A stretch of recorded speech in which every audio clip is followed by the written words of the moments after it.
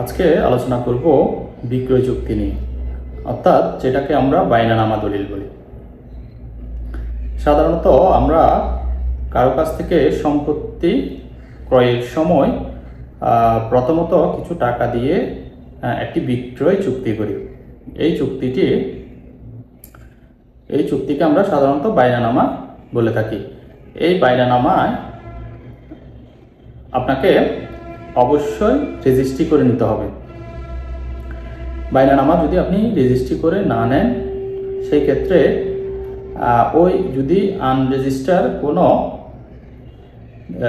স্টাম্পে আপনি কোনো সম্পত্তি বিক্রয়ে চুক্তিনামা করেন, সেক্ষেত্রে আপনি ওই বায়নানামা মোতাবেক সম্পত্তি রেজিস্ট্রি দেওয়ার জন্য, অর্থাৎ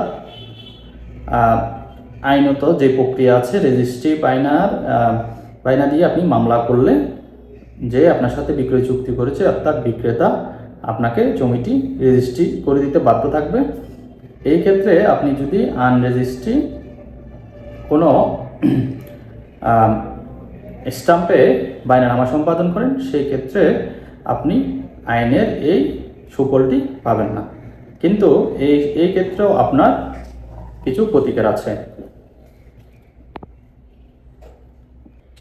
এই ক্ষেত্রে আপনি চুক্তি বাস্তবায়নের জন্য মামলা করতে না পারলেও আপনি ফৌজদারি আদালতে অর্থ আত্মসাৎ এবং প্রতারণার জন্য মামলা করতে পারবেন। আশা করি বুঝতে পেরেছেন।